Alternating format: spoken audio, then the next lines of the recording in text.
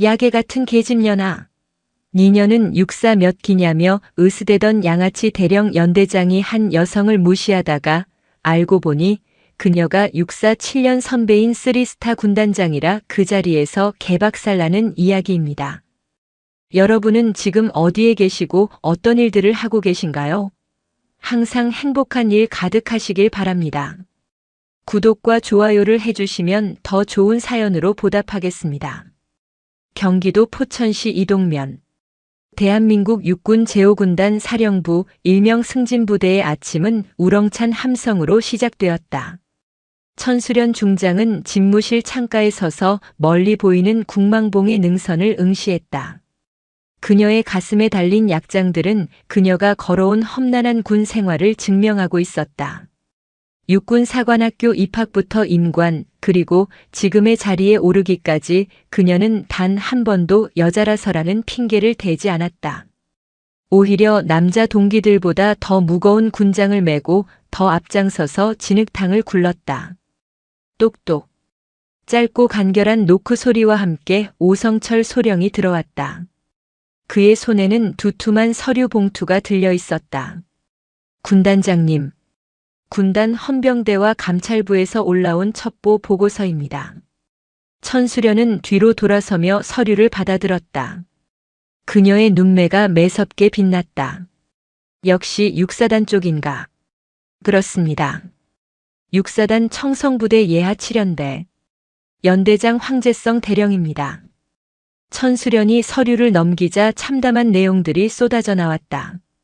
장병 급식비 횡령, 관사 불법 증축을 위한 공병대 병력 사적 유용, 그리고 심각한 수준의 언어폭력과 가혹행위 방조. 황제성. 나도 아는 이름이군. 육사 후배지. 생도 시절부터 머리는 좋았으나 인성이 개차반이라 동기들 사이에서도 평판이 좋지 않았어. 어떻게 연대장까지 올라갔나 싶었는데 역시나군. 천수련은 서류를 책상 위에 탁 소리나게 내려놓았다. 특히 병사들의 겨울철 난방용 유류를 빼돌려 시중 주유소에 팔아넘겼다는 의혹이 있습니다. 덕분에 해당 연대 병사들은 영하 20도의 혹한 속에서 냉골 생활을 하고 있다고 합니다. 그 말에 천수련의 눈썹이 꿈틀거렸다. 그녀에게 병사들의 의식주 문제는 타협할 수 없는 영린이었다. 자신은 난방이 잘 되는 집무실에 있으면서 내 새끼 같은 병사들이 추위에 떨고 있다는 사실을 참을 수 없었다. 감찰을 보내면 이미 늦어. 서류는 조작되고 입단속은 끝난 뒤겠지. 황제성 그놈은 뱀 같은 놈이라 빠져나갈 구멍을 다 만들어 놨을 거야. 천수련은 입고 있던 전투복 상의 단추를 풀기 시작했다. 오소령. 차 대기시켜. 관용차 준비하겠습니다. 아니, 폐차 직전인 1톤 트럭이나 승합차로 구해. 그리고 나도 옷을 갈아입어야겠어. 직접 가시려고 하십니까? 위험할 수도 있습니다. 황제성 대령은 성격이 불같고 아나무인입니다. 군단장님 얼굴을 모를 리 없겠지만 만에 하나. 내 얼굴을 알 리가 없지. 황제성은 내가 사단장 시절 해외 파병을 가 있었어. 게다가 내가 마스크 쓰고 벙거지 모자 푹 눌렀으면 누가 군단장인 줄 알겠나. 그저 등산 왔다가 길 잃은 아줌마로 보겠지. 천수련은 집무실 한쪽에 걸려있던 낡은 등산복 바지와 색바랜 붉은색 패딩 점퍼를 꺼내 입었다. 거울 속에 비친 모습은 영락없는 50대 등산객이었다. 하지만 그 눈빛만큼은 감출 수 없는 장군의 위엄이 서려 있었다. 오늘 나는 군단장이 아니다. 아들을 군대에 보낸 어머니의 심정으로 간다. 내 눈으로 직접 확인하고 그 자리에서 목을 칠 것이다. 강원도 철원군 갈마륵. 육사단 7연대 본부는 산세가 험하기로 유명한 곳에 자리 잡고 있었다. 낡은 봉고차 한 대가 덜컹거리는 비포장도로를 달려 위병소 근처 공터에 멈춰 섰다. 천수련은 오성철 소령에게 차 안에서 대기하라는 눈짓을 보내고 혼자 차에서 내렸다. 차가운 바람이 뺨을 때렸다. 산 밑이라 그런지 서울보다 기온이 훨씬 낮았다. 그녀는 배낭을 고쳐 메고 위병소를 향해 어슬렁어슬렁 걸어갔다. 위병소 앞에는 바리케이드가 쳐져 있었고 2명의 병사가 입김을 호호 불며 근무를 서고 있었다. 병사들의 귀와 코는 동상에 걸린 듯 빨갛게 부어 있었다. 아이고 추워라. 군인 아저씨들 고생이 많네. 천수련이 친근한 목소리로 다가가자 병사들이 긴장하며 제지했다. 어머니, 이곳은 민간인 출입 통제 구역입니다. 등산로는 저쪽 아래로 내려가셔야 합니다. 아유, 내가 산을 타다가 길을 잘못 들어서 그래. 목도 마르고 다리도 아픈데 저기 면회실 자판기에서 커피 한 잔만 뽑아 먹고 가면 안 될까? 우리 아들도 이번에 군대 갔는데 남 같지가 않아서 그래. 병사들은 난처한 표정을 지었지만 천수련이 주머니에서 핫팩 2개를 꺼내 쥐어주자 표정이 풀어졌다. 원래는 안 되는데 날씨가 너무 추우니까 잠깐 몸만 녹이고 가세요. 저기 위병소 옆 면회소 건물 로비에 계시면 됩니다. 고마워요. 정말 고마워. 천수련은 병사들의 손을 잡았다. 장갑이 너무 얇았다. 규정대로라면 지급되었어야 할 방한 장갑이 아니었다. 그녀의 마음속에서 뜨거운 분노가 치밀어 올랐다. 그녀는 억지로 웃음을 지으며 면회소 안으로 들어갔다. 면회소 안은 썰렁했다. 난방기가 꺼져 있었기 때문이다. 로비 구석에는 병사 몇 명이 청소를 하고 있었다. 그때 연대 본청 쪽에서 검은색 세단이 먼지를 일으키며 달려와 면회소 앞에 급정거했다. 운전병이 황급히 내려 뒷문을 열자 말끔한 정복 차림의 황제성 대령이 내렸다. 가슴에는 육군 사관학교 출신임을 과시하듯 육사 반지가 끼워진 손으로 지휘봉을 잡고 있었다. 황제성은 내리자마자 위병소 병사들을 향해 고래고래 소리를 질렀다. 야, 위병조장. 너 근무 상태가 왜 그따위야? 차가 들어오면 바로바로 차단기 올려야 할 거 아니야. 너 영창 가고 싶어. 그는 위병조장의 정강이를 군화발로 걷어찼다. 퍽 하는 소리와 함께 병사가 고통스러운 표정으로 주저앉았다. 죄송합니다. 다음부터 주의하겠습니다. 주의. 주의 같은 소리하고 자빠졌네. 빠져가지고 말이야. 황제성은 씩씩거리며 면회소 안으로 들어왔다. 그는 로비에 앉아있는 천수련을 발견하고는 미간을 찌푸렸다. 뭐야? 저 아줌마는. 야. 당직 사관. 내가 면회소에 잡상인 들이지 말라고 했지. 여기가 무슨 시장 바닥이야. 당직 사관이 달려와 고개를 숙였다. 죄송합니다. 등산객인데 길을 잃어서 잠시 쉬었다 간다고 해서. 핑계 대지 마. 당장 내쫓아. 재수없게 어디서 민간인이 들어와서 설쳐. 천수련은 자판기 커피를 든 채 천천히 자리에서 일어났다. 그녀는 황제성의 눈을 똑바로 쳐다보았다. 군인 양반. 말씀이 너무 심하시네. 국민이 낸 세금으로 월급 받는 군인이 국민한테 재수 없다니. 그리고 아무리 부하라도 자식 같은 아이들을 발로 차면 쓰나. 황제성은 자신의 귀를 의심했다. 감히 민간인 아줌마가 그것도 자신의 부대 안에서 자신에게 훈계를 하다니. 그의 얼굴이 불그락푸르락해졌다. 이 여편네가 진짜 돌았나? 야, 너 내가 누군지 알아. 나 이 부대 왕이야. 연대장이라고. 어디서 못 배운 티를 내면서 훈계질이야. 황제성은 천수련의 코앞까지 다가와 삿대질을 했다. 보아하니 동네에서 밥이나 하던 아줌마 같은데 니년 눈에는 군인이 우습게 보이지. 여자가 집구석에나 있지 재수없게 부대까지 기어들어와서 물을 흐려. 천수련의 표정이 차갑게 식었다. 니년. 지금 나한테 니년이라고 했나? 그래. 했다. 니년이지 그럼 니놈이냐? 꼼냐? 꼬우면 너도 군대 오든가. 아, 여자는 군대도 안 오지. 아주 팔자가 늘어졌어. 황제성의 입에서는 멈추지 않고 폭언이 쏟아져 나왔다. 그는 천수련의 어깨를 지휘봉으로 툭툭 밀쳤다. 야, 당장 꺼져. 안 그러면 공무집행방해로 경찰 부를 거야. 늙은 여자가 주책이야 정말. 천수련은 더 이상 참을 필요를 느끼지 못했다. 그녀는 지휘봉으로 자신의 어깨를 미는 황제성의 손목을 순식간에 낚아챘다. 황제성은 비명을 질렀다. 단순한 아줌마의 악력이 아니었다. 쇠집게처럼 손목을 조여오는 힘에 뼈가 부러질 것 같았다. 이거 안 놔. 이게 미쳤나.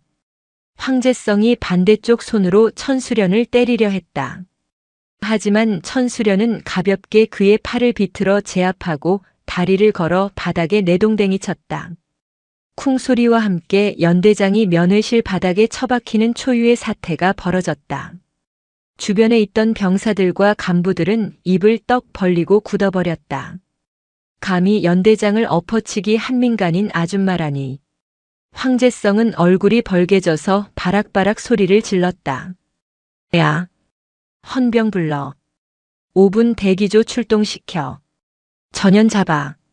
전현 간첩일지도 몰라. 당장 사살해. 병사들이 머뭇거리는 사이 천수련은 온매무새를 다듬으며 차가운 목소리로 말했다. 간첩은 내가 아니라 내 놈이다. 대한민국 국군을 욕보이고 병사들을 학대하는 내 놈이 바로 내부의 적이지. 황제성은 비틀거리며 일어났다. 자존심이 상할 대로 상한 그는 이성을 잃었다. 이 쌍년이 진짜 죽고 싶어서 환장했구나. 너 내가 누군지 알아. 나 육사 출신이야. 육군 사관학교 나온 엘리트라고. 내가 평생 쳐다도 못 볼 사람이야. 그놈의 육사 타령. 천수련은 헛웃음이 나왔다. 육사. 그래. 육사 좋지. 그래서 묻겠다. 너 육사 몇 기냐? 천수련의 입에서 나온 질문에 황제성은 흠칫했다. 민간인이 기수를 물어보는 것이 의아했지만 그는 곧 거만하게 대답했다. 기수 알아서 뭐하게. 내가 50익이다. 알았냐? 육사 52기 황제성 대령님이다. 이제 무서워서 오줌이 좀 나오냐? 천수련은 고개를 저으며 주머니에서 호루라기를 꺼내 길게 불었다. 삑. 그 신호와 함께 위병소 밖에서 대기하던 승합차 문이 열리고 오성철 소령과 군단 헌병대 특수임무대가 들이닥쳤다. 그들은 순식간에 위병소를 장악하고 면회실로 뛰어들어왔다. 전원 동작 그만. 무기 버려. 완전 무장을 한 헌병들이 총구를 겨누자 황제성은 얼어붙었다. 오성철 소령이 천수련에게 달려와 절도 있게 거수 경례를 했다. 충성. 군단장님. 늦어서 죄송합니다. 순간 정적이 흘렀다. 바람 소리조차 멈춘 듯 했다. 황제성은 자신의 귀를 의심했다. 군. 뭐. 천수련은 등산 점퍼를 벗어 던졌다. 안에는 미리 챙겨 입은 약식 정복이 드러났다. 오성철이 건네준 정모를 받아쓰자 그녀의 어깨 위에서 은색 별 3개가 번쩍였다. 중장 계급장. 그것도 5군단 마크가 선명한 군단장의 정복이었다. 황제성의 동공이 지진 난 듯 흔들렸다. 다리에 힘이 풀려 서 있을 수조차 없었다. 군단장님. 5군단장님이시면. 천수련은 천천히 황제성 앞으로 걸어갔다. 그녀의 군화 발소리가 황제성의 심장을 짓밟는 듯 했다. 황제성 대령. 자네가 아까 물었지. 나보고 니년이라고. 육사 몇 기냐고. 천수련은 황제성의 코앞에 얼굴을 들이밀었다. 나 육사 45기 천수련이다. 내 놈보다 7년 선배다. 내 생도 시절 너는 중학교에서 코 흘리고 있었겠구나. 황제성은 그 자리에서 무릎을 꿇고 머리를 바닥에 찧었다. 죽을 죄를 지었습니다. 선배님. 아니 군단장님. 제가 눈이 멀었습니다. 한 번만 살려주십시오. 눈이 먼 게 아니지. 썩은 거지. 자네 아까 여자가 집구석에나 있으라고 했나? 여자는 군대에 오지 않는다고. 천수련은 황제성의 턱을 군화 발끝으로 들어 올렸다. 나는 내 놈이 따뜻한 관사에서 기름 펑펑 쓰며 자빠져 잘 때 야전 텐트에서 부하들과 함께 잤다. 내 놈이 부하들 삥 뜯어서 회식할 때 나는 내 월급 털어서 병사들 밥 먹였다. 그게 여자라서가 아니라 군인이라서 한 행동이다. 그녀의 호통은 면회실 유리를 깨트릴 듯 쩌렁쩌렁 울렸다. 감히 육사 출신이라는 명예를 팔아먹어. 너 같은 놈 때문에 묵묵히 나라 지키는 진짜 군인들이 욕을 먹는 거야. 천수련은 헌병대장에게 손짓했다. 황제성 대령을 즉시 보직 해임하고 긴급 체포해. 혐의는 횡령, 직권 남용, 가혹행위, 그리고 상관 모욕 및 하극상이다. 헌병대는 지금 즉시 연대장실과 관사를 압수수색하고 장부 하나 숟가락 하나까지 샅샅이 뒤져서 증거 확보해. 예, 알겠습니다. 헌병들이 달려들어 황제성의 양팔을 꺾고 수갑을 채웠다. 계급장이 뜯겨나간 황제성은 짐승처럼 울부짖으며 끌려갔다. 선배님 잘못했습니다. 육사 동문끼리 이러시면 안 됩니다. 으악. 그가 끌려가자 천수련은 주변을 둘러보았다. 겁에 질려있던 병사들이 그녀를 바라보고 있었다. 천수련은 표정을 풀고 따뜻한 미소를 지었다. 놀랐느냐? 아닙니다. 아까 황제성에게 걷어차였던 병사였다. 천수련은 다가가서 흙이 묻은 병사의 바지를 털어주었다.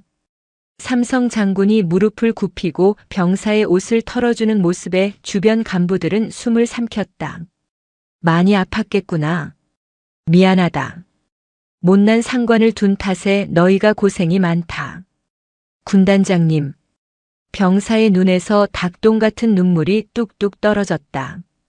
울지 마라. 너희는 대한민국에서 가장 강한 5군단의 전사들이다. 오늘부터 너희들이 춥지 않게, 배고프지 않게 내가 책임지겠다. 난방용 기름은 오늘 당장 내 관사목까지 가져와서라도 채워넣겠다.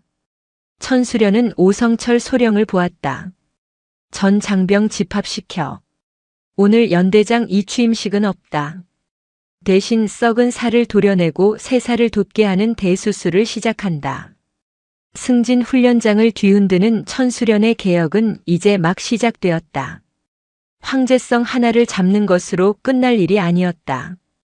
그 뒤에 숨어있는 더 거대한 어둠, 육사 출신끼리 밀어주고 당겨주며 군을 좀먹는 하나회의 망령 같은 사조직 알사회가 그녀의 다음 목표였다. 5군단 헌병대 조사실의 공기는 얼음장보다 차가웠습니다. 수갑을 찬 황제성 대령은 여전히 상황 파악을 못하고 거만하게 다리를 꼬고 앉아 있었습니다. 그의 믿는 구석은 단 하나 육사 출신 사조직인 알사회였습니다. 알사회는 알토란같이 군의 요직을 독식한다는 의미로 지어진 비밀 사조직으로 경기 북부 지역 지휘관들을 거미줄처럼 엮고 있었습니다. 천수련 선배님, 아니 군단장님, 이거 너무하시는 거 아닙니까? 제가 횡령 좀 했다고 칩시다. 관행입니다. 관행. 다들 그렇게 챙겨서 윗분들 인사도 드리고 회식도 하는 겁니다. 저 하나 구속한다고 끝날 것 같습니까? 황제성은 비릿한 웃음을 흘렸습니다. 지금이라도 풀어주시면 없던 일로 하겠습니다. 제 뒤에 누가 계신지 아시지 않습니까? 육사단장 마철두 소장님 그리고 군수사령부의 거물들이 다 알사회 형님들입니다. 삼성 장군이시라도 그분들 다 적으로 돌리면 옷 벗으셔야 할 겁니다.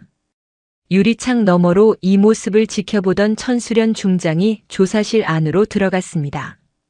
그녀는 황제성 앞에 놓인 책상을 쾅 하고 내려쳤습니다. 관행. 병사들 밥 굶기고 기름 빼돌려 4배 채우는 게 관행이면 그 관행을 만든 놈들 목을 치는 게 내 원칙이다. 천수련은 황제성의 멱살을 잡고 귓가에 속삭였습니다.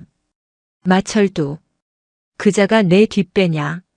잘 됐군. 줄줄이 굴비 엮듯이 낚아 올리면 되겠어. 그때 군단장실 직통 전화가 요란하게 울렸습니다. 오성철 소령이 전화를 받고 난처한 표정으로 천수련을 바라보았습니다. 군단장님, 육사단장 마철두 소장입니다. 지금 당장 군단 사령부로 오겠답니다. 황제성 대령을 내놓으라고 난리입니다. 오라고 해. 제 발로 호랑이 굴로 들어오겠다니 환영해줘야지.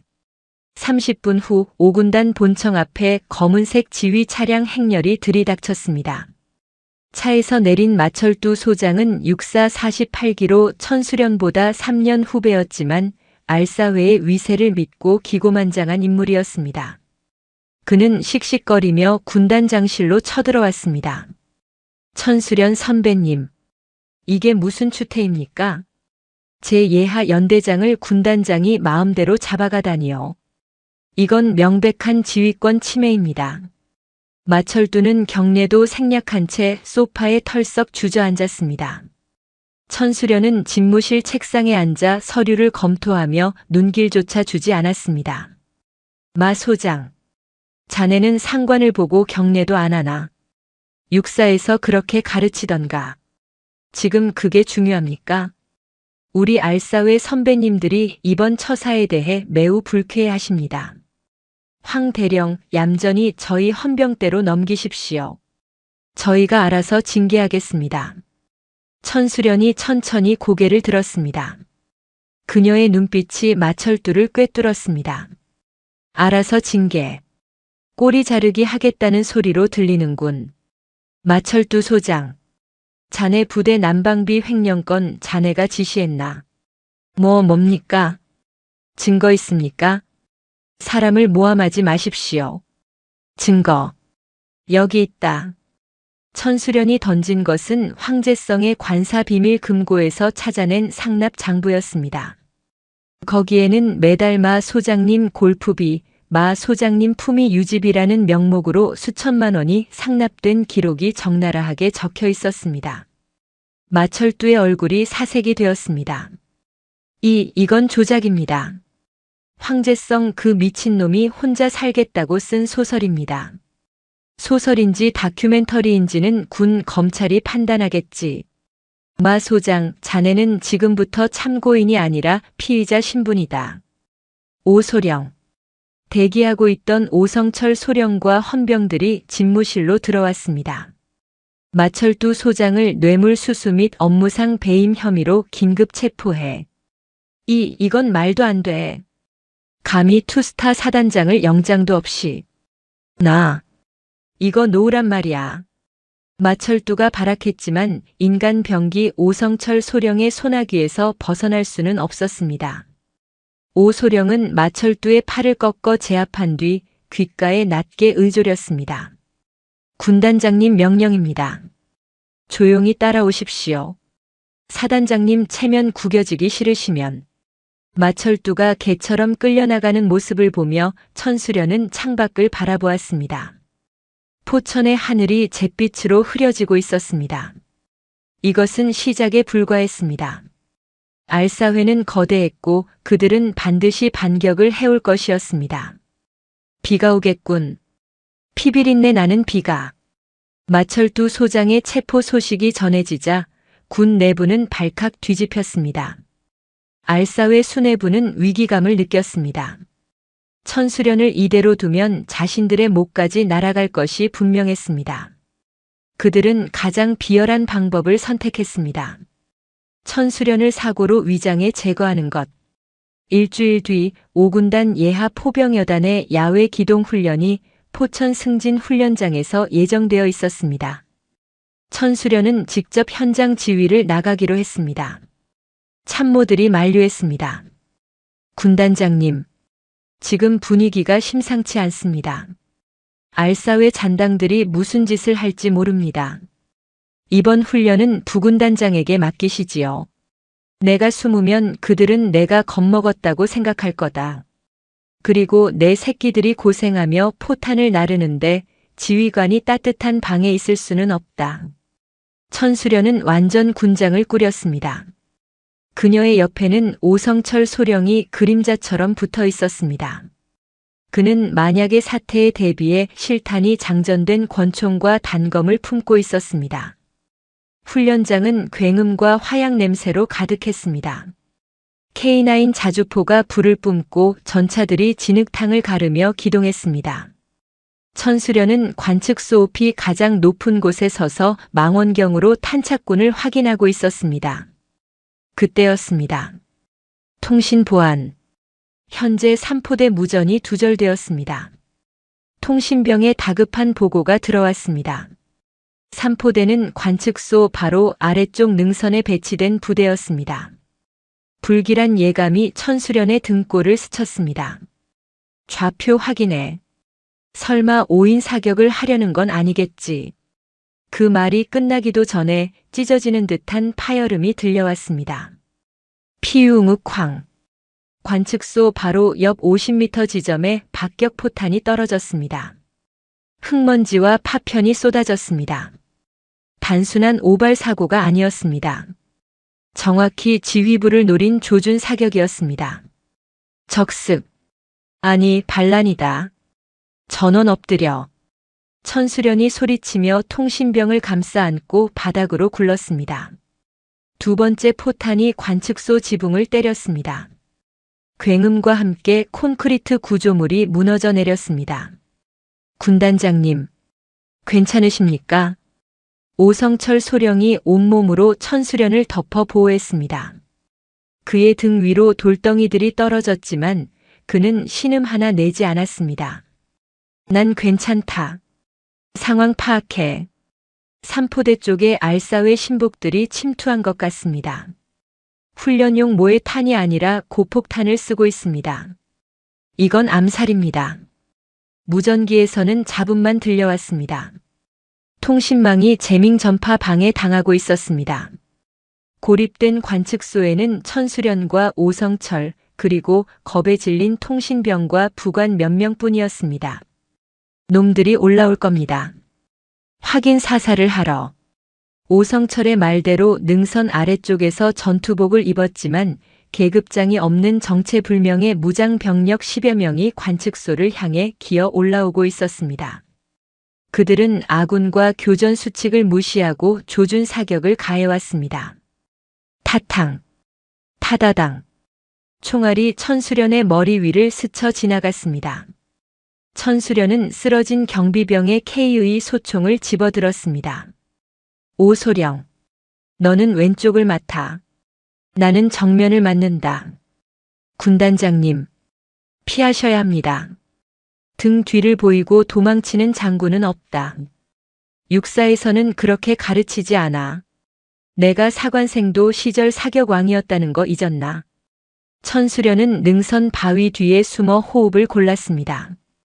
눈앞의 적들은 대한민국 군복을 입고 있었지만 그들은 더 이상 군인이 아니었습니다. 권력의 개가 되어 상관을 죽이러 온 반역도당일 뿐이었습니다.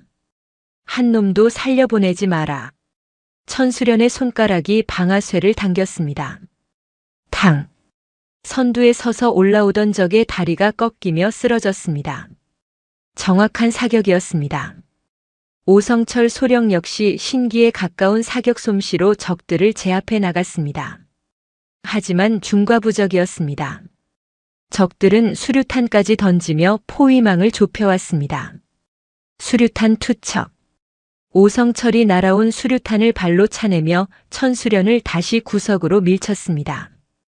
쾅 하는 폭발음과 함께 오성철의 옆구리에서 피가 솟구쳤습니다. 오소령. 끙. 찰과상입니다. 신경 쓰지 마십시오. 절체절명의 순간 산 아래쪽에서 굉음이 들려왔습니다. 훈련에 참가 중이던 5군단 예하 기갑수색대대 전차들이 방향을 틀어 관측소 쪽으로 달려오고 있었습니다. 천수련이 미리 약속된 비상 주파수로 구조 요청을 보내는데 성공한 것입니다. 여기는 흑표 1호. 군단장님을 보호하라. 반란군을 쓸어버려라. K11A1 전차의 기관총이 불을 뿜자 암살조들은 혼비백산하여 도주하기 시작했습니다. 하지만 도간에 든 쥐였습니다. 천수련은 피 묻은 얼굴을 닦으며 전차 위로 올라갔습니다. 도망가는 놈들 다리만 노려라. 죽이지 마라. 살려서 배후를 불게 해야 한다. 그녀의 목소리는 포성보다 더 크게 울려 퍼졌습니다. 눈 덮인 승진 훈련장은 붉은 피로 얼룩졌지만 그 피는 천수련을 주저앉히는 것이 아니라 그녀를 더욱 강철 같은 여제로 각성시키는 제물이 되었습니다. 암살 시도는 실패로 돌아갔고 생포된 암살 대원들의 자백으로 알사회의 실체가 만천하에 드러났습니다. 그들은 돈을 받고 고용된 민간 용병이 아니라 알사회 소속 장교들이 비밀리에 양성한 사병 조직에 가까웠습니다. 천수련은 더 이상 법적 절차만 따지며 기다릴 생각이 없었습니다. 그들이 전쟁을 걸어왔다면 군인의 방식대로 전쟁으로 답해주는 것이 예의였습니다. 그녀는 5군단 내에서 가장 신뢰하는 부하들을 소집했습니다. 육사 출신이지만 알사회에 가입하지 않아 진급에서 누락되었던 참군인들, 그리고 실력은 출중하지만 학군 ROTC나 3사 출신이라 차별받았던 장교들이 모였습니다. 오늘 밤 우리는 군복 입은 조폭들을 소탕한다. 작전명은 별백이다. 정보에 따르면 오늘 밤 포천의 한 고급군 골프장 연회장에서 알사회 긴급대책회의가 열린다고 했습니다. 그 자리에는 마철두 소장의 윗선이자 알사회의 핵심인 군단급 이상 지휘관들과 정치권 줄다리 기용 브로커들이 모여 있었습니다. 밤 10시. 비가 억수같이 쏟아지는 밤이었습니다. 고급 승용차들이 즐비한 골프장 클럽하우스. 안에서는 호화로운 술판이 벌어지고 있었습니다. 걱정하지 마십시오. 천수련 그년 이번 사고로 겁 좀 먹었을 겁니다. 여자가 독해봤자 여자 아닙니까? 예비역 대장이자 알사회의 고문인 김태산이 양주잔을 돌리며 껄껄거렸습니다. 암요. 우리가 누굽니까? 대한민국 육군을 이끌어온 주역들 아닙니까? 천수련이가 설치는 것도 한때지 곧 옷 벗게 만들 수 있습니다. 그들이 건배하려는 순간 연회장의 거대한 유리창이 와장창 깨지며 섬광탄이 터졌습니다. 번쩍. 쾅. 으악. 뭐야? 눈이 안 보여. 비명과 함께 연회장은 아수라장이 되었습니다. 연기 속에서 검은 대테러복을 입은 5군단 특수임무대 SDT 대원들이 레페를 타고 내려와 창문을 깨고 진입했습니다. 정문이 부서지며 오성철 소령을 선두로 무장 헌병들이 들이닥쳤습니다. 그리고 그 뒤로 비에 젖은 전투복 차림의 천수련 중장이 지휘봉을 들고 들어왔습니다. 그녀의 군화에서는 진흙과 빗물이 뚝뚝 떨어져 고급 카펫을 더럽혔습니다. 누구냐? 여기가 감히 어디라고? 김태산이 소리쳤습니다. 천수련은 성큼성큼 걸어가 김태산이 들고 있던 양주병을 지휘봉으로 쳐서 깨트렸습니다. 쨍그랑. 대한민국 육군 5군단장 천수련이다. 너희들이 마시는 그 술, 내 부하들이 흘린 피값인가? 이 무식한 여자가. 내가 누군지 알아. 나 예비역 대장이야. 내 까마득한 선배라고. 선배. 내 선배들은 전방고지에서 추위와 싸우며 나라를 지키고 있다. 너 같은 세금 도둑놈은 내 선배가 아니라 범죄자일 뿐이다. 천수련은 오성철에게 눈짓했습니다. 전원 체포해. 반항하면 제압해도 좋다. 천수련. 내가 미쳤구나. 이거 군사 쿠데타야. 감히 사적 모임을 무력으로 진압해. 구석에 있던 현역 소장이 소리치며 전화기를 꺼내려 했습니다. 오성철 소령이 순식간에 다가가 그의 팔을 꺾고 바닥에 눌러버렸습니다. 쿠데타는 너희가 모의했지. 나를 암살하려 하고 군 조직을 사유화한 죄. 그게 바로 내란 죄다. 천수련은 연회장 중앙 마이크를 잡았습니다. 그녀의 목소리는 서늘했습니다. 똑똑히 들어라. 나는 육사를 수석으로 졸업할 때 국가와 국민에게 충성하겠다고 맹세했다.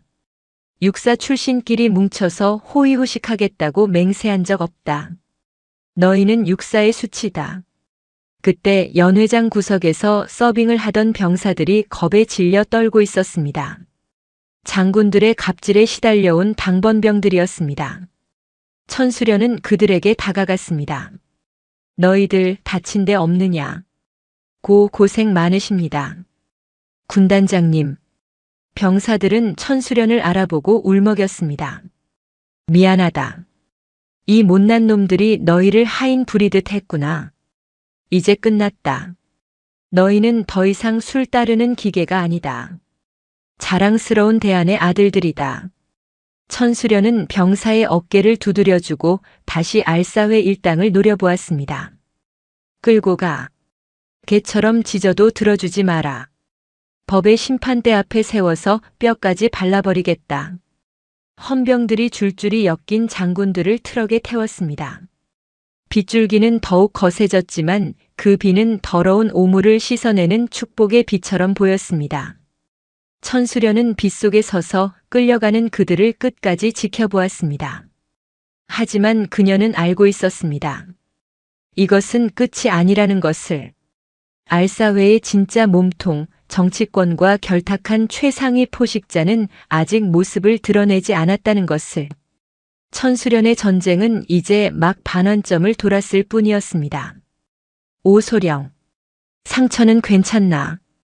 긁힌 정도입니다. 거뜬합니다. 가자. 국회로 간다. 거기 숨어있는 진짜 괴물을 잡으러. 천수련의 흑표범 같은 눈이 서울의 불빛을 향해 번뜩였습니다. 포천 골프장 습격 사건 이후 대한민국은 두 조각으로 나뉘었습니다. 시민들은 천수련 중장을 부패를 척결한 잔 다르크라 칭송했지만 기득권 세력과 부패 언론은 그녀를 절차를 무시한 정치군인 제2의 군사 반란을 꿈꾸는 독재자라며 맹비난했습니다. 그 중심에는 국회 국방위원회 위원장인 구태산 의원이 있었습니다. 육사 출신 예비역 장성으로 정계에 진출한 그는 사실상 알사회의 정치적 보호자이자 자금줄을 쥐고 있는 몸통이었습니다. 구태산은 천수련을 국회 청문회 증인석에 세워 공개적으로 망신을 주고 그녀를 보직 해임시킬 명분을 만들고자 했습니다. 청문회 당일 서울 여의도 국회의사당. 천수련은 오성철 소령과 함께 국회에 도착했습니다. 수많은 카메라 플래시가 터졌지만 그녀는 눈 하나 깜짝하지 않고 당당하게 입장했습니다. 그녀의 정복 왼쪽 가슴에는 훈장들이 번쩍이고 있었고 오른쪽 어깨에는 5군단 부대 마크가 선명했습니다. 청문회장은 시작부터 살벌했습니다. 구태산 위원장이 거만한 표정으로 마이크를 잡았습니다. 증인 천수련. 증인은 지난주 포천의 민간 골프장에 무장 병력을 투입하여 선량한 예비역 장성들을 폭행하고 체포했습니다. 이것은 명백한 직권 남용이자 군법 위반입니다. 이에 대해 인정합니까? 천수련이 마이크를 잡았습니다. 인정하지 않습니다. 그것은 선량한 장성들의 모임이 아니라 군사 기밀을 거래하고 매관매직을 일삼는 범죄 조직의 회합이었습니다. 저는 군단장으로서 적을 제압했을 뿐입니다. 적. 지금 아군을 적이라 불렀습니까? 그들은 당신의 육사 선배들입니다. 선배도 못 알아보는 게 군인입니까? 구태산이 책상을 치며 소리쳤습니다.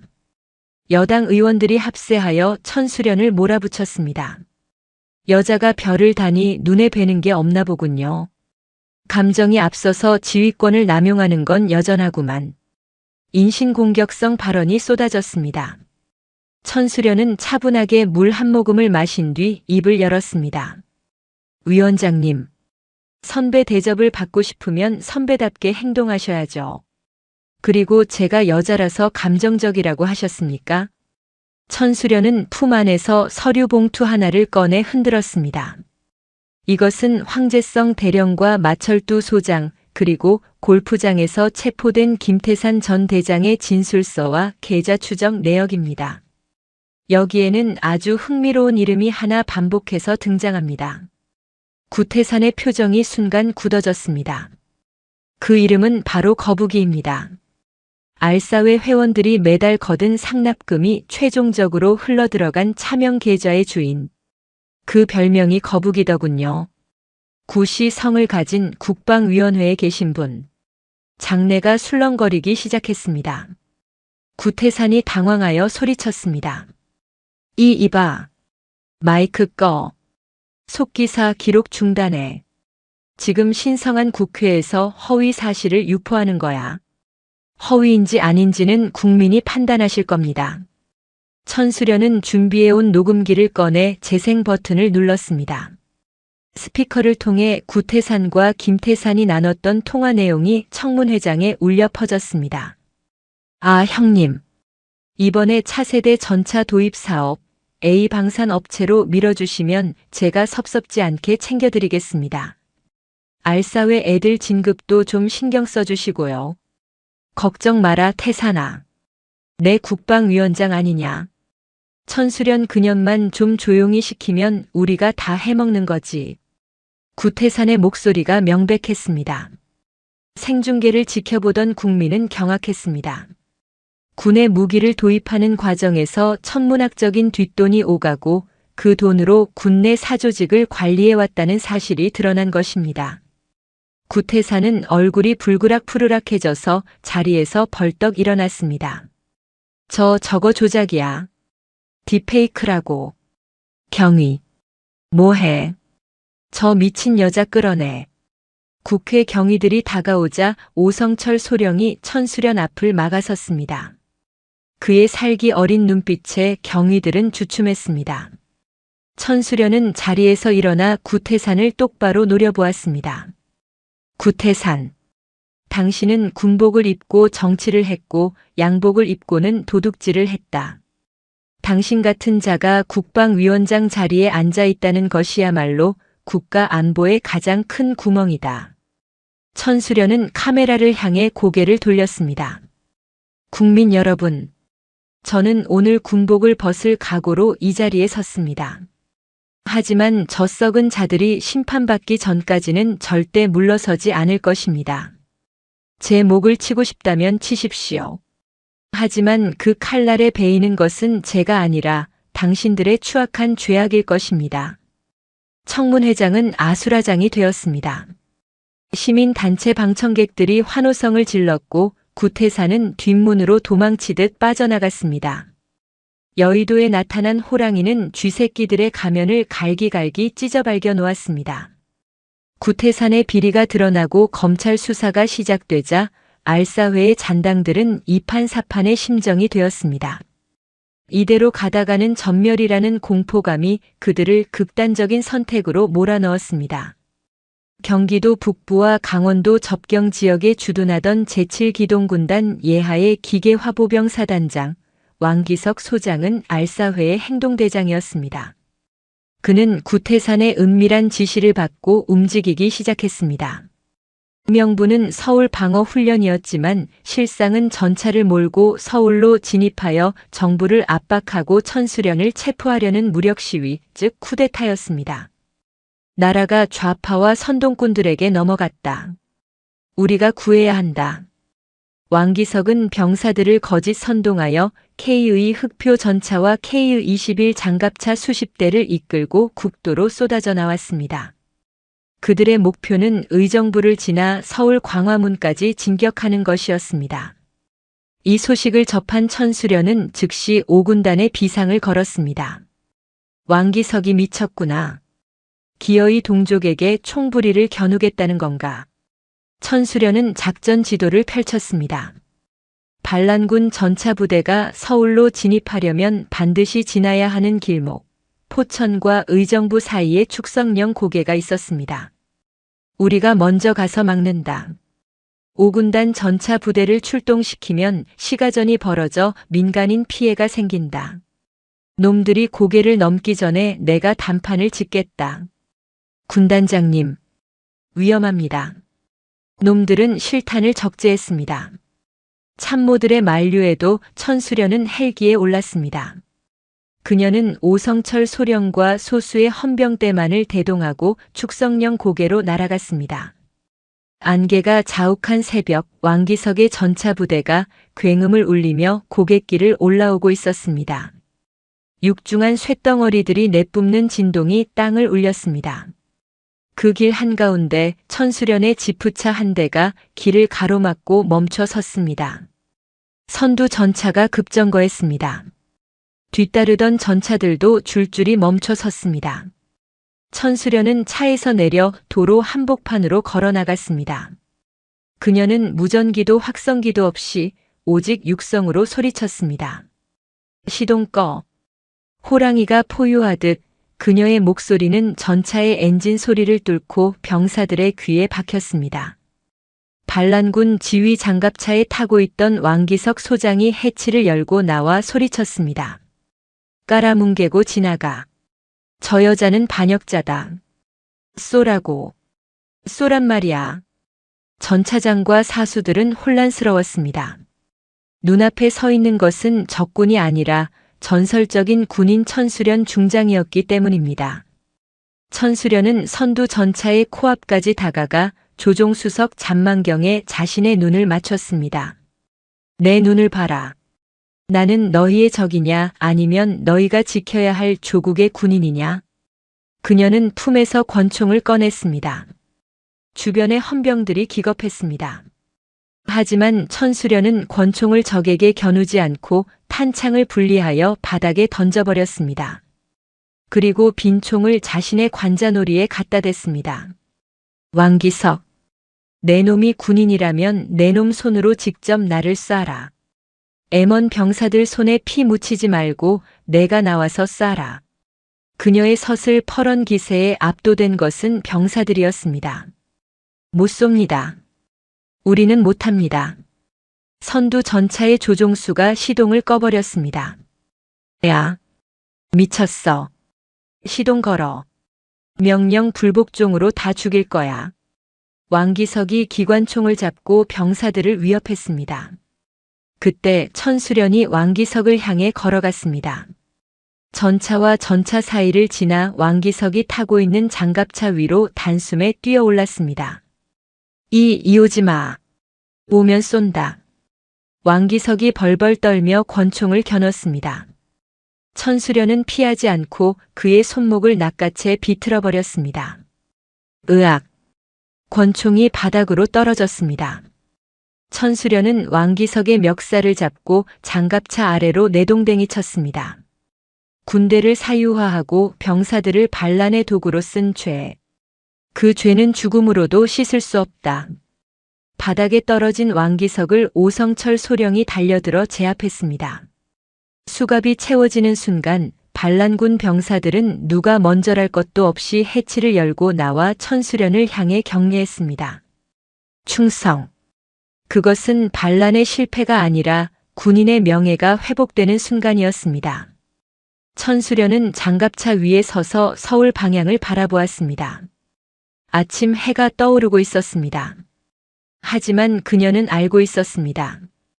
이 승리의 대가로 가장 소중한 것을 잃을 수도 있다는 것을. 왕기석의 반란 시도가 진압되자 알사회는 멸망의 길로 접어들었습니다. 군, 검찰과 헌병대는 대대적인 숙청 작업에 들어갔습니다. 하지만 궁지에 몰린 쥐는 고양이를 문다고 했습니다. 도주 중이던 알사회의 행동대원 일부가 최후의 발악을 계획했습니다. 그들의 타깃은 천수련이 아니라 그녀의 가장 아픈 손가락이었습니다. 그날 밤 천수련은 일장에서 만났던 육사단 7연대의 병사 김일병으로부터 다급한 전화를 받았습니다. 구 군단장님, 살려주십시오. 어떤 사람들이 부대 뒤편 폐창고로 저를 끌고 왔습니다. 군단장님이 횡령 증거를 조작하라고 시켰다고 말하랍니다. 안 그러면 제 어머니를. 전화가 툭 끊겼습니다. 천수련의 눈이 뒤집혔습니다. 놈들이 증인인 병사를 납치해 협박하고 있는 것이었습니다. 위치를 추적해. 당장 헬기 띄워. 천수련은 오성철 소령과 함께 현장으로 날아갔습니다. 장소는 민간인 출입이 통제된 구형 탄약고였습니다.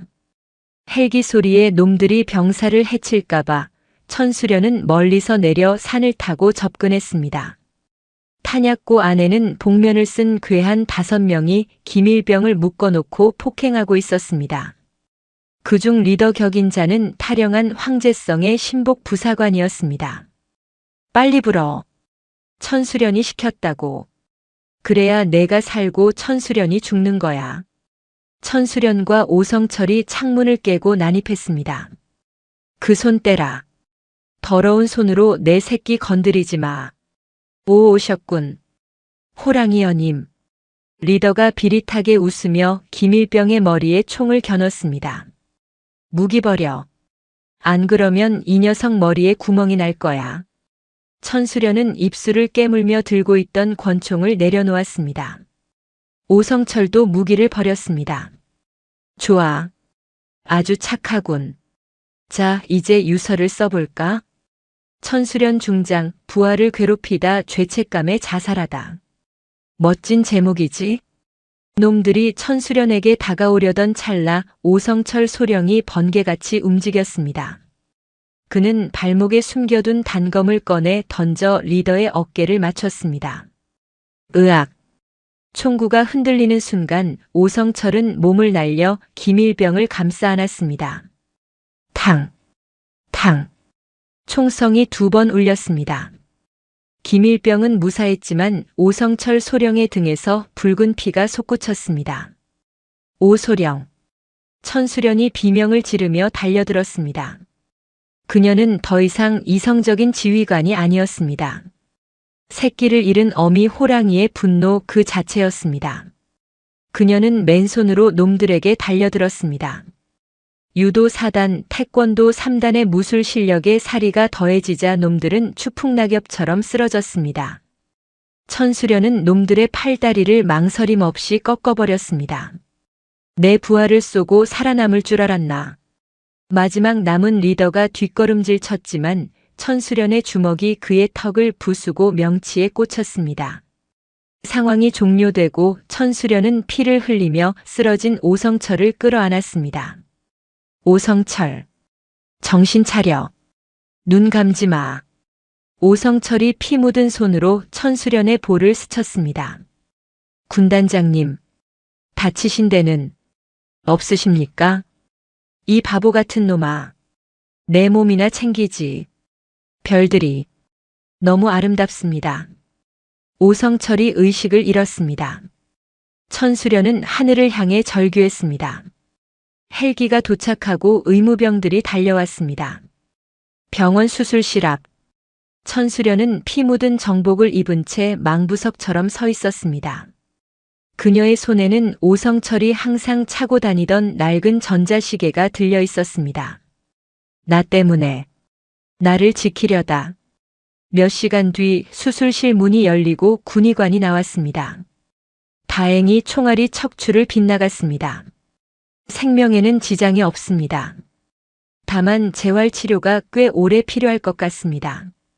천수련은 그제야 다리에 힘이 풀려 주저앉았습니다. 그녀의 눈에서 참았던 눈물이 하염없이 흘러내렸습니다. 다음 날 천수련은 병실을 나섰습니다. 그녀의 눈빛은 전보다 더 깊고 차가워져 있었습니다. 이제 마지막 청소가 남았습니다. 알사회의 뿌리 구태산과 그 일당들을 법정에 세워 완벽하게 파멸시키는 일. 그녀는 오성철의 피가 묻은 견장을 어루만지며 다짐했습니다. 이 피의 대가는 반드시 치르게 하겠다. 지옥 끝까지 쫓아가서라도. 호랑이의 사냥은 아직 끝나지 않았습니다. 이제 사냥감의 숨통을 끊으러 갈 시간이었습니다. 오성철 소령이 쓰러진 그날 밤 이후 천수련 중장은 더 이상 자비로운 지휘관이 아니었습니다. 그녀는 감정 없는 집행자가 되어 모든 수사를 진두지휘했습니다. 오소령의 피 묻은 군복을 집무실 한편에 걸어두고 그녀는 잠도 자지 않고 알사회의 숨통을 조였습니다. 가장 먼저 무너진 것은 구치소에 수감되어 있던 황제성 대령이었습니다. 천수련은 그를 찾아가 오성철의 피 묻은 사진을 던졌습니다. 내 놈들이 쏜 총알이다. 내 부하들이 사주하고 내가 믿던 알사회가 저지른 짓이다. 황제성, 너도 육사 나올 때 국가에 충성하겠다고 맹세했을 것 아니냐. 내 동기들과 후배들이 내 놈들의 탐욕 때문에 피를 흘렸다. 그래도 입을 다물 텐가. 황제성은 사진을 보며 손을 떨었습니다. 그는 알사회 수뇌부, 특히 구태산 의원이 꼬리 자르기를 위해 자신에게 모든 죄를 뒤집어 씌우려 한다는 사실을 변호사를 통해 전해 들은 참이었습니다. 배신감에 치를 떨던 그는 결국 입을 열었습니다. 구태산. 그자가 진짜 몸통입니다. 모든 자금은 가평에 있는 구태산의 별장 지하 와인 창고에 숨겨져 있습니다. 그 안에 비밀 장부가 있습니다. 천수련은 즉시 병력을 움직였습니다. 이번에는 헌병대가 아닌 군 검찰과 경찰 합동 수사팀을 대동했습니다. 가평 청평 호수가 내려다 보이는 호화로운 별장. 압수수색 영장을 들고 들이닥친 수사팀은 와인 진열대 뒤에 숨겨진 비밀 금고를 찾아냈습니다. 금고 문이 열리자 그 안에서는 대한민국 군납 비리의 역사가 담긴 수십 권의 장부와 외장 하드디스크 그리고 수십억 원에 달하는 현금 뭉치가 쏟아져 나왔습니다. 그것은 알사회를 넘어 대한민국 정치권 전체를 뒤흔들 핵폭탄이었습니다. 심판의 날. 한 달 후 서울 서초동 법원 종합청사.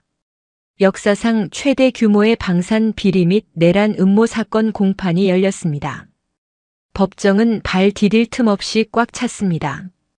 피고인석에는 구태산 국방위원장을 비롯해 마철두, 왕기석, 황제성 등 별들이 줄줄이 앉아 있었습니다. 한때 대한민국 군을 호령하던 그들의 어깨는 축 늘어져 있었고 죄수복은 초라하기 그지없었습니다. 천수련 중장은 증인석에 섰습니다. 그녀의 정복은 칼주름이 잡혀 있었지만 얼굴은 수척했습니다. 검사가 물었습니다. 증인. 피고인 구태산은 이 모든 것이 증인의 정치적 야망을 위한 함정 수사였다고 주장하고 있습니다. 이에 대해 어떻게 생각하십니까? 천수련은 피고인석을 천천히 둘러보았습니다. 구태산은 그녀와 눈을 마주치지 못하고 고개를 돌렸습니다. 판사님, 군인의 야망은 오직 하나, 조국과 국민을 지키고 승리하는 것입니다. 하지만 저들은 군복을 입은 장사치였고 권력에 취한 괴물이었습니다. 제 부관 오성철 소령은 저들의 총탄을 몸으로 막아내며 쓰러졌습니다. 그것이 야망 때문이었겠습니까? 아닙니다. 그것은 군인으로서의 명예와 사명감 때문이었습니다. 그녀의 목소리가 떨리자 방청석이 숙연해졌습니다. 저들이 훔친 것은 단순히 세금이 아닙니다. 전방 고지에서 추위에 떠는 병사들의 온기였고 부실한 장비로 훈련하다 다친 병사들의 미래였습니다. 엄벌에 처해 주십시오. 구태산이 벌떡 일어나 발악했습니다. 천수련. 내가 군대를 망쳤어. 위계 질서를 무너뜨리고 선배를 감옥에 보내다니 천벌을 받을 거다. 천수련은 차갑게 대꾸했습니다. 천벌은 하늘이 내리는 것이 아니라 법이 내리는 것입니다. 그리고 당신은 나의 선배가 아니라 내가 척결해야 할 적일 뿐입니다. 재판장은 주문을 낭독했습니다. 피고인 구태산에게 무기징역, 피고인 마철두, 왕기석에게 징역 20년. 피고인 전원의 계급을 박탈하고 불법 은닉 재산 전액을 몰수한다. 판결이 내려지는 순간 법정 밖에서 기다리던 시민들의 환호성이 들려왔습니다. 구태산은 바닥에 주저앉아 오열했고 황제성은 고개를 떨구었습니다. 정의가 바로 서는 순간이었습니다. 떠나는 호랑이. 재판이 끝나고 며칠 뒤 청와대. 대통령은 천수련을 집무실로 불렀습니다. 천장군, 정말 고생 많았습니다. 국민은 당신을 영웅이라 부릅니다. 나는 당신을 차기 육군 참모총장으로 임명하여 군 개혁의 전권을 맡기려 합니다. 수락해 주시겠습니까? 최초의 여성 대장, 최초의 여성 참모총장. 군인이라면 누구나 꿈꾸는 최고의 자리였습니다. 하지만 천수련은 망설임 없이 정모를 벗어 가슴에 안고 고개를 저었습니다. 각하. 과분한 제안입니다만 저는 그 자리에 갈 수 없습니다. 아니, 이유가 무엇입니까? 당신만 한 적임자가 어디 있습니까? 저는 칼입니다. 썩은 살을 도려내기 위해 피를 묻힌 칼입니다. 수술이 끝났으면 피 묻은 칼은 수술실에 남아야 합니다. 제가 참모총장이 된다면 군은 또다시 공포에 떨 것입니다. 저에게 칼을 맞았던 이들의 동료나 후배들은 위축될 것이고 화합보다는 눈치를 보게 될 것입니다. 천수련의 눈빛은 확고했습니다. 개혁은 파괴하는 자가 아니라 치유하고 건설하는 자가 맡아야 합니다. 저는 파괴자로서의 소임을 다했습니다. 이제 물러나야 할 때입니다. 천장군. 그리고 저는 제 부하들에게 빚이 있습니다. 제 명령 때문에 다치고 피 흘린 부하들에게 평생 속죄하며 살고 싶습니다. 부디 제 전역을 허가해 주십시오. 천수련은 깊이 고개를 숙였습니다. 대통령은 한동안 말을 잇지 못하다가 그녀의 뜻을 받아들였습니다. 마지막 경례. 일주일 후 경기도 포천 5군단 대연병장. 천수련 중장의 전역식 및 이임식이 거행되었습니다. 승진부대의 모든 장병이 도열했고 전차와 자주포들이 웅장하게 사열했습니다. 하늘은 유난히 맑고 푸르렀습니다. 단상에 오른 천수련은 준비된 원고를 덮었습니다. 그녀는 마이크 앞에 서서 사랑하는 부하들의 얼굴을 하나하나 눈에 담았습니다. 자랑스러운 5군단 용사들이여. 그녀의 목소리가 스피커를 통해 연병장에 울려 퍼졌습니다. 나는 오늘 군복을 벗는다. 30년 넘게 입어온 이 전투복이 내 피부처럼 느껴지지만 이제는 벗어야 할 때다. 내가 너희에게 엄하게 대했던 것은 전장에서 너희가 살아남기를 바랐기 때문이다. 나의 혹독함을 용서해라. 병사들 사이에서 훌쩍이는 소리가 들려왔습니다. 계급장은 어깨에 달려있지만 자부심은 가슴에 심는 것이다. 너희는 그 누구의 사병도 아니다. 너희는 대한민국의 군인이다. 불의와 타협하지 말고 약자를 보호하며 조국을 위해 당당하게 서라. 그것이 내가 너희에게 남기는 마지막 명령이다. 천수련이 말을 마치고 내려오려던 순간 연병장 한쪽에서 휠체어 한 대가 들어왔습니다. 환자복 위에 정복 상의를 걸친 오성철 소령이었습니다. 아직 거동이 불편했지만 그는 부축을 뿌리치고 비틀거리며 일어섰습니다. 군단장님. 천수련이 놀라 달려 내려갔습니다. 오소령. 아직 일어나면 안 돼. 떠나시는 길. 배웅해 드려야 합니다. 제 평생의 주군이시지 않습니까? 오성철은 떨리는 손을 들어 올려 거수 경례를 했습니다. 충성. 그동안 감사했습니다. 천수련의 눈에서 참았던 눈물이 터져 나왔습니다. 그녀는 오성철을 와락 껴안았습니다. 고맙다. 살아줘서 고맙다. 미안하다. 정말 미안하다. 군단장님 덕분에 군인으로 살 수 있어서 행복했습니다. 천수련은 눈물을 닦고 다시 단호한 표정으로 돌아와 오성철과 전 장병을 향해 마지막 경례를 올렸습니다. 전체 차려. 군단장님께 대하여 경례. 충성. 수천 명의 함성이 포천의 사냐를 뒤흔들었습니다. 105mm 예포가 발사되고 군악대의 연주가 울려 퍼졌습니다. 천수련은 관용차에 오르지 않고 위병소까지 걸어 나갔습니다. 병사들은 도열하여 박수를 쳤습니다. 그 박수 소리는 그 어떤 훈장보다 값진 것이었습니다. 위병소를 나서는 그녀의 뒷모습은 쓸쓸해 보이지 않았습니다. 오히려 무거운 갑옷을 벗어 던진 호랑이처럼 자유로워 보였습니다. 에필로그 2년 후 강원도 철원군 복주산 자연휴양림. 등산복 차림의 중년 여성이 가파른 산길을 오르고 있었습니다. 머리에는 희끗희끗한 새치가 늘었지만 걸음걸이는 여전히 힘찼습니다. 천수련이었습니다. 그녀는 저녁 후 산골에 작은 집을 짓고 농사를 지으며 조용히 살고 있었습니다.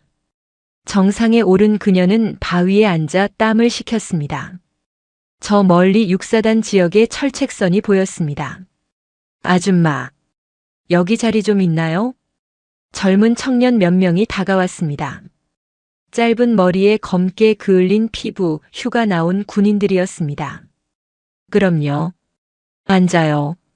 천수련은 자신이 싸온 오이와 떡을 청년들에게 나눠주었습니다. 감사합니다. 와, 꿀맛이다. 청년들은 신나게 먹으며 수다를 떨었습니다. 야, 너 그거 아냐? 우리 부대 연대장님 바뀌고 나서 진짜 좋아진 거. 알지? 옛날에는 황제성인가 뭔가 하는 연대장이 병사들 기름 다 빼돌렸다면서. 요즘은 보일러 빵빵하게 틀어준다. 그게 다 그 전설의 천수련 장군님 덕분이잖아. 그분이 싹 다 갈아엎고 가셨지. 천수련은 미소를 지으며 모자를 눌렀었습니다. 천수련 장군님이 누군데? 그녀가 짐짓 모르는 척 물었습니다. 에이, 아줌마 뉴스도 안 보세요? 대한민국 최초의 여성 군단장님 있잖아요. 부패한 똥별들 다 잡아넣고 쿨하게 떠나신 분. 우리 군인들 사이에서는 신이에요, 신. 맞아. 나중에 전역하면 그분 찾아가서 큰절이라도 올리고 싶다니까요. 병사들의 말에 천수련의 가슴이 뭉클해졌습니다. 자신의 싸움이 헛되지 않았음을, 자신이 뿌린 씨앗이 이렇게 건강한 나무로 자라나고 있음을 확인한 순간이었습니다. 그분도 너희들이 이렇게 건강하게 군 생활하는 걸 보면 기뻐하실 거야. 천수련은 자리에서 일어났습니다. 많이들 먹고 조심히 복귀해라. 다치지 말고. 네. 감사합니다. 안녕히 가세요. 천수련이 산을 내려가자 한 병사가 고개를 갸웃거렸습니다. 야, 근데 저 아줌마 목소리 되게 멋있지 않냐? 뭔가 포스가 있는데. 그냥 등산 좋아하는 아줌마겠지. 떡이나 먹어. 천수련은 숲길을 걸으며 하늘을 올려다보았습니다. 대낮이라 별은 보이지 않았습니다. 하지만 그녀는 알고 있었습니다. 어깨에 단 별은 떨어졌지만 대한민국의 산하를 지키는 수십만 장병들의 눈동자 속에, 그리고 정의를 믿는 국민의 가슴 속에 진짜 별들이 빛나고 있다는 것을. 바람이 불어왔습니다. 승진 훈련장의 화약 냄새가 아닌 맑고 상쾌한 숲의 향기였습니다. 철의 여제는 이제 갑옷을 벗고 흙으로 돌아갔지만 그녀가 베어낸 썩은 별들의 자리에 새로운 희망이 돋아나고 있었습니다. 호랑이는 숲으로 돌아갔지만 전설은 영원히 남았습니다. 오늘도 요지경 사연을 잘 들어주셔서 감사합니다.